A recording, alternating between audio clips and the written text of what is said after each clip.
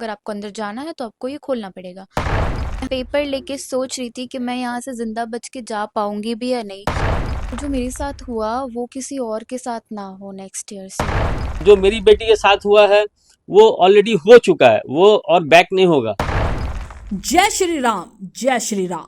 ये नारे गूंजे एक परीक्षा केंद्र के बाहर, लेकिन ये कोई धार्मिक आयोजन नहीं था। ये नजारा था उस वक्त का जब एक मुस्लिम छात्रा फरहीन खान नीट यूजी परीक्षा देने पहुंची थी हिजाब पहनकर। कोलकाता के गार्डन रीच इलाके में स्थित पीएम श्री केंद्रीय विद्यालय परीक्षा केंद्र में फरहीन को अंदर जाने से सिर्फ इसलिए रोक दिया गया क्योंकि उन्होंने हिजाब पहन रखा था। बार बार कहा गया हिजाब उतारो तभी मिलेगा एग्जाम हॉल में प्रवेश, लेकिन फरहीन डरी नहीं, झुकी नहीं। उसने सीधा जवाब दिया, कानून दिखाओ फिर हटाऊंगी हिजाब। ये मामला अब सिर्फ एक ड्रेस कोड का नहीं, देश के संविधान और धार्मिक स्वतंत्रता की मर्यादा का है। क्या ये परीक्षा का केंद्र था या धार्मिक कट्टरता का अड्डा? इंडिया को सेकुलर देश कहा जाता है। हर एक रिलीजन को अपनी अपनी फ्रीडम दी जाती है, लेकिन कोलकाता में एक ऐसा हादसा हुआ है जहां पर एक लड़की को जब वो नेट एग्जाम देने गई तो उन्होंने हिजाब पहना हुआ था, उसने हिजाब खोलने के लिए कहा गया, जो कि काफी दुर्भाग्यपूर्ण है। वो भी पश्चिम बंगाल राज्य में इस तरीके की जो घटना हो रही है। हमारे साथ फरहीन खान मौजूद है, उनसे बातचीत करेंगे और जानेंगे कि उस दिन एग्जामिनेशन सेंटर पे जब वो पहुंची तो उनके साथ क्या कुछ हुआ और उन्हें क्या कुछ कहा गया। सबसे पहले तो उस दिन जब आप गए थे सेंटर पे तो क्या हुआ था, आपको हिजाब खोलने के लिए क्या बोला गया था? मैं जब सेंटर पे मैं विजिट कर रही थी तो एक कॉलोनी के अंदर वो स्कूल आता था। तो जैसे मैं कॉलोनी के अंदर जा रही थी तो वो जैसे मैं अंदर गई ना तो सामने में कुछ लड़के खड़े थे लोकल्स। वो जय श्री राम का स्लोगन दे रहे थे, कम्युनल स्लोगन दे रहे थे। तो मैं उनको कम्प्लीटली इग्नोर करते हुए मैं फिर चली गई अंदर में। और तो जैसे मैं अपने सेंटर पे गई तो सेंटर के गेट पे ही मुझे रोक रहे थे। अच्छा, आपका सेंटर कहाँ पे था और वो स्कूल का नाम भी बताइए तो। सेंटर मेरा था पीएम श्री केंद्र विद्यालय स्कूल में, जो कि गार्डन रिच में है। जैसे मैं गेट पे गई तो सिर्फ मुझे ही नहीं बाकी सारी लड़कियों को रोक रहे थे जिन जो हिजाब पहनकर थी और जिनके पास दुपट्टा था। किसने रोका था? वहाँ के सिक्योरिटी जो सामने थे और वो जो सामने दो लेडी खड़ी थी, वो हमारा एडमिट कार्ड वगैरह चेक कर रही थी। तो उन्होंने बोला कि ये नया रूल आया है और हम जाने नहीं दे सकते आपको विथ हिजाब और विथ दुपट्टा। अगर आपको अंदर जाना है तो आपको ये खोलना पड़ेगा। तो मैंने कहा कि मैं नहीं खोलूंगी। आप ऐसा कोई रूल तो मैंने देखा नहीं है, आप मुझे बताओ कैसा रूल है ये। तो उन्होंने कहा, वो लेडी जो थी उनमें से एक ने कहा कि बेटा रूल हर साल एनटीए चेंज करता रहता है और ये अब नया रूल है कि आप विद दुपट्टा और विद हिजाब आपको एंट्री नहीं मिल सकती। तो मैंने बोला कि ऐसा कोई रूल तो नहीं है, सच मैंने तो नहीं देखा है। तो उन्होंने मुझे कहा ठीक है आप साइड में वेट करो, तो मैं अपनी किसी सीनियर मैडम को बुलाती हूँ तो आप उनसे बात करना। मैं साइड पे वेट कर रही थी तो हमारे साथ मैं वेट कर रही थी तो उसके बाद जितनी लाइन में हिजाबी लड़के आई तो उनको भी निकाल के उसी उसी साइड में हमें सेपरेट कर दिया गया। हम लोग सारे वहीं पे वेट कर रहे थे। कुछ करीब 8 से 10 लड़कियां हो गई थी हमें से वेट कर रहे थे। फिर वो मैम आई और मैम जैसे आई तो मैंने मैम को बोला कि ये क्या है, आप ऐसा है कि अगर प्रॉब्लम है तो मुझे पता है कि मैंने जब फॉर्म फिल किया था तभी मैंने डिस्क्लोज कर दिया था कि मैं आऊँगी तो अपने हिजाब में आऊँगी। जो हमारा ये बुलेटिन नंबर 8 में मेंशन है कि अगर आप आते हो ऐसे तो आपको ना 1 से डेढ़ घंटे पहले आना पड़ेगा सेंटर में, जो कि मैं गई।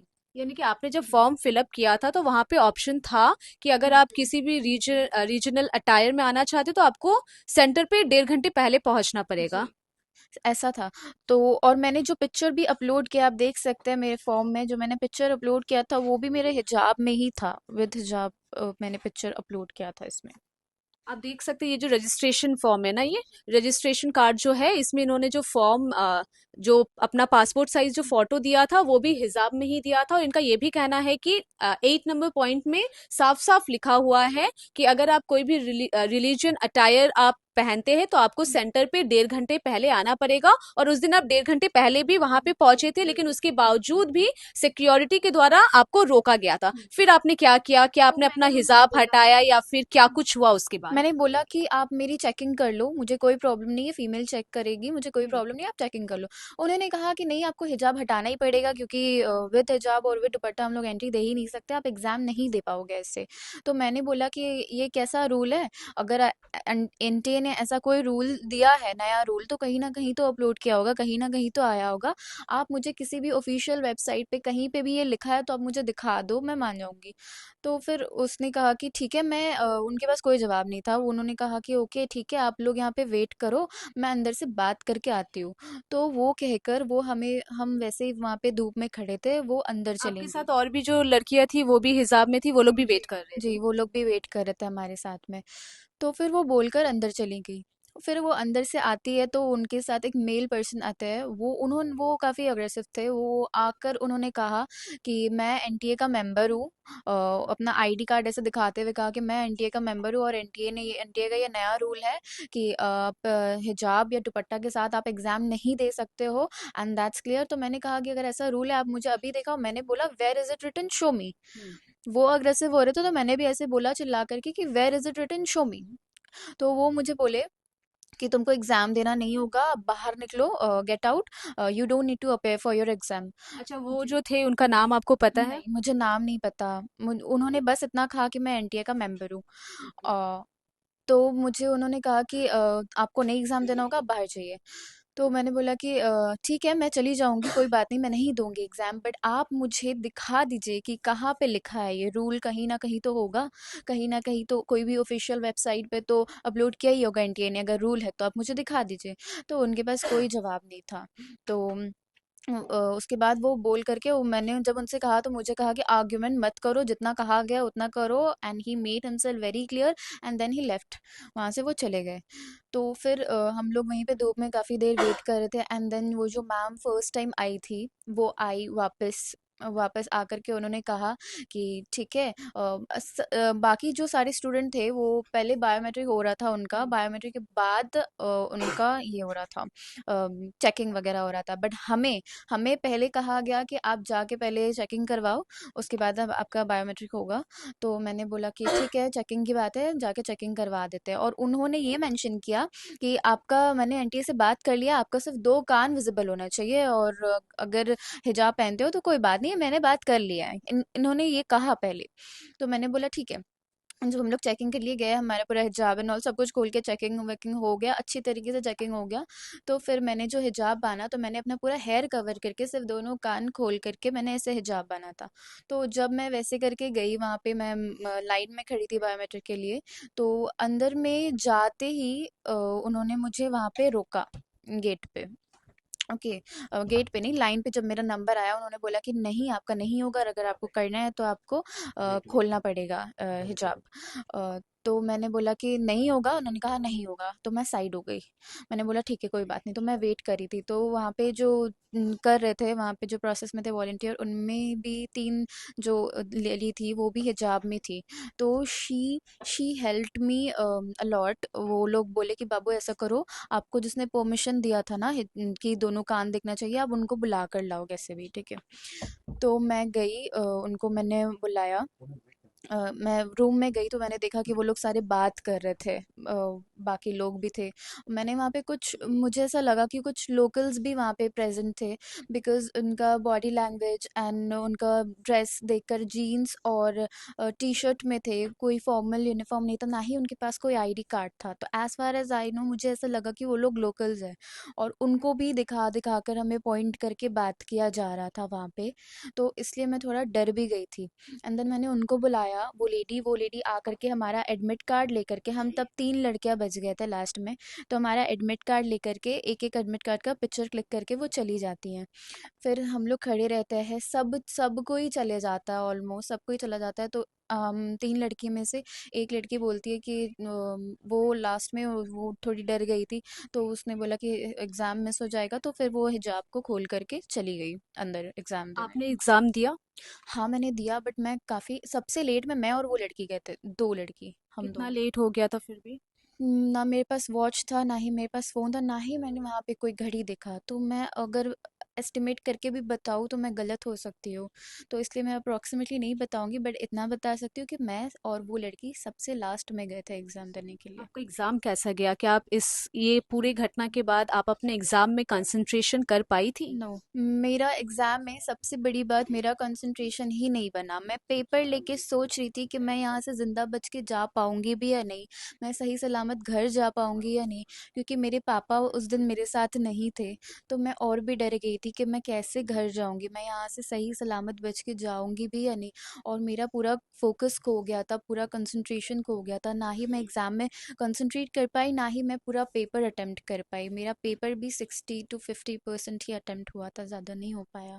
मैं देख भी नहीं पाई बाकी क्वेश्चन, और ऐसा था ना कि मुझे जिसका आंसर आता भी था वो मैं क्वेश्चन देख रही थी, बट मुझे समझ नहीं आ रहा था कि मैं क्या करूँ, कौन सा टिक करूँ। ऐसे भी हो जा रहा था मेरे साथ। मैं पेपर मतलब लेके आप डर गए थे बहुत ज्यादा। काफ़ी डर गई थी, बट हाँ, मैंने वहाँ दिखाया नहीं कि मैं काफ़ी डर गई हूँ। अच्छा, आखिरी सवाल पूछूंगी। आप पश्चिम बंगाल में रहते हैं, जहाँ पे बोला जाता है कि हमारा जो बंगाल है काफी सेकुलर है। जी। इनफैक्ट इंडिया को सेकुलर कहा जाता है। इस प्रकार की घटना का आप शिकार हुई है, क्या कहेंगे प्रशासन से? मैं ऐसे एक्सपेक्ट तो नहीं किया था मैंने कभी कि यहाँ पे ऐसा होगा, सी हमारे सीएम के रहते हुए, क्योंकि वो बहुत सपोर्टिव है as far as I know. और मैंने देखा भी है, शी इज़ वेरी सपोर्टिव, वो हर किसी का हेल्प करती है। तो आई जस्ट वांट कि ये जो हुआ है उनको इस मैटर पे देखना चाहिए, and I think she is my only and last hope. तो उनको ये इस मैटर पे देखना चाहिए, और जो मेरे साथ हुआ वो किसी और के साथ ना हो नेक्स्ट ईयर से। मैं अगर मेरा नीट क्रैक होगा नहीं, ये तो मुझे पता है, क्योंकि मैंने पेपर भी नहीं अटेम्प्ट किया था पूरा। मैं कर ही नहीं पाई थी पेपर अटेम्प्ट, मैं इतना डर गई थी, और टाइम भी मुझे ऐसा लग रहा था कि कम है। एंड बाकी मैं नेक्स्ट ईयर अटेम्प्ट करूँगी पेपर इंशाल्लाह। बट मैं ये कोशिश करती हूँ कि जो ये चीज़ हुआ मेरे साथ वो दोबारा और किसी के साथ ना हो। मैं सीएम से भी यही रिक्वेस्ट करूँगी कि वो प्लीज़ इस मैटर पे देखें और कुछ स्ट्रिक्ट एक्शन लिया जाए, ताकि नेक्स्ट ईयर ऐसा ना हो। देखिए, अफ़सोस तो ये है कि और स्टेट में हो तो समझ में आता है कि चलो जहाँ बीजेपी है वो सब स्टेट में अभी तो एक ये मतलब एक ये बन गया है कि जय श्री राम जय श्री राम। और ये जय श्री राम बोलने वाला हमको नहीं लगता कि सच में वो हिंदू है। सही हिंदू जो है, जो असल हिंदू है, वो कभी भी अपने भगवान का नाम लेकर के किसी को डराता नहीं है। और राम तो एक मतलब क्या बोलेंगे, बहुत महान ये थे। तो अभी उनका नाम लेकर के डराया जा रहा है, किसी को भी डरा दे रहा है, क्रिश्चियन हो, हिंदू हो, मुसलमान हो। तो हम यही कहेंगे कि जो दूसरा स्टेट में हो रहा है वो कम से कम हमारे बंगाल में ना हो। इसलिए कि बंगाल अभी हिंदुस्तान से एकदम अलग है, यहाँ पे अभी भी सेकुलरिज्म कायम है। तो मेरा यही दरखास्त होगा कि यहाँ के सीएम जो है, यहाँ के डीजी, यहाँ के पुलिस कमिश्नर इसको ध्यान दे। और जगह जगह देखिए, सिर्फ ये मेरी लड़की के साथ नहीं हुआ। हम अभी कल हावड़ा में भी देखा गया कि एक लड़का खाली बदन लकड़ी लेकर के 2-3 दिन से मतलब बोलो जय श्री राम बोल करके जबरदस्ती रिक्शा वाला को, ऑटो वाला को धमका रहा, मार रहा। तो 3 दिन लग गया उसको अरेस्ट होने में। मेरा बोलने का मतलब है कि ये जो फिरका वारना स्पीच दे रहे हैं, जो ये सब आरएसएस के और बीजेपी के लोग, इन लोगों को इतना मौका ही नहीं दिया जाए बंगाल में कि वो ये सब बोल सके। उन लोगों को अगर कोई वायलेंस क्रिएट होता है उनके स्पीच से तो उनको साथ साथ अरेस्ट कर लो। मैं यही गुजारिश करूंगा यहाँ के सीएम से। और जो मेरी बेटी के साथ हुआ है वो ऑलरेडी हो चुका है, वो और बैक नहीं होगा। उसका उसको एग्जाम देने के लिए हर बच्चा को, नीट का एग्जाम जो होता है ये बहुत आसान नहीं होता है। इसके लिए पूरे साल साल 2 साल तक पढ़ने पड़ता है, पूरे अपना सब कुछ निछावर करके। और वो पढ़ने के बाद अपने पूरे टाइम 1 साल वो कंसंट्रेट, हर बच्चा मांगता है कि एग्जाम में जब जाता है तो एकदम फ्री ऑफ माइंड होके जाए, ताकि वो, इतना टफ एग्जाम होता है कि उसको फ्री ऑफ माइंड, लेकिन उसको पता नहीं, शायद ये हो सकता है प्लान हो, क्या है। बच्ची जब इंटर कर रही है उस लोकेलिटी में, वहां पे जय श्री राम का नारा देकर उन लोगों को डराया जा रहा है। फिर गेट में उसको हिजाब के लिए रोका जा रहा है, जबकि ऑलरेडी क्लॉज है कि आप अगर कोई रिलीजियस कॉस्ट्यूम में आते हैं तो आप 1.5 घंटा 1 घंटा पहले आइए, आपका चेकिंग होगा, उसके बाद आप जा सकते हैं। लास्ट ईयर मेरी बेटी इसी हिजाब में एग्जाम दी थी और ये फिलअप भी की है फॉर्म में। तो यही हिजाब में उसका फोटो है। तो यही कहना है कि जो मेरी बेटी के साथ हुआ, अगर हम आवाज़ नहीं उठाते हैं तो हो सकता है कि फिर हो। तो इसी मजबूरन में हम जानते हैं कि एग्ज़ाम ऑलरेडी हो चुका है, वो पूरा घबराई हुई थी, वो मेंटली डिस्टर्ब थी, पूरा पेपर अटेंड नहीं कर पाई। और मैं उसको बोला है कि ठीक है, 1 साल नुकसान हुआ है, इससे जिंदगी खत्म नहीं होता। तुम कोशिश करो, कोशिश करके फिर नेक्स्ट ईयर एग्जाम दो, अच्छा से प्रिपरेशन और कर लो, और नेक्स्ट ईयर एग्जाम दो, और तुम टॉप करके दिखाओ, और दिखा दो उन लोगों को कि देखिए हिजाब वाली भी लड़की टॉप कर सकती है। एक चीज सवाल था कि जो आपकी बेटी जब आई कहानी सुनाई तो आपको जहन में ये एक बार नहीं आया क्या है ये जब खोल देती दे देती एग्जाम हॉल में सब तो लड़कियां ही नहीं, सब लड़कियां नहीं थी वहाँ पे, वो को था। और ये नीट के एग्ज़ाम सिर्फ लड़कियों के लिए नहीं होता है। तो वहाँ पे हम मतलब ये था कि हम लोग मुसलमान हैं, हम लोग का भी एक रूल एंड रेगुलेशन है। जब मेरी लड़की हिजाब बचपन में नहीं पहनती थी, लेकिन जब पहनना लगी तो सिर्फ एक एग्ज़ाम के लिए, वो भी अगर उसमें रूल्स होता कि हाँ एग्ज़ाम देने में हिजाब नहीं है, आप नहीं पहन सकती हैं, तो हम बोल देते थे कि हाँ। लेकिन जब ऐसा रूल्स नहीं है, जब गवर्नमेंट अलाउ कर रहा है, नीट अलाउ कर रहा है, और वो क्लॉज दे करके रखा अपना, तो फिर उन लोगों का ये किसी के साजिश है या क्या है, या वो ऑफिसर जो जानबूझ करके हो सकता है कि किसी एक धर्म को टारगेट करके उनको टॉर्चर करे, हो सकता है, मैं श्योर नहीं हूँ। तो वो नहीं उतारी हिजाब, अच्छा की मेरे लिए। मैं बोला उनको कि ठीक की तुम नहीं उतारी, हो सकता है तो तुमको एग्जाम नहीं देने देता, वो अलग बात था, तुम चले आती, मगर हिजाब नहीं उतारी, हम उसको अप्रिशिएट किए इसके लिए। जैसे कि आज के डेट में पूरे कलकत्ता में ऑलमोस्ट 90% जगह में आपको सीसीटीवी कैमरा मिलेगा। तो हो सकता है कि वो जो कॉलोनी है, और बीएनआर रेलवे रेलवे कॉलोनी है, वहाँ पे ये पॉसिबल है कि वहाँ पे भी सीसीटीवी कैमरा होगा।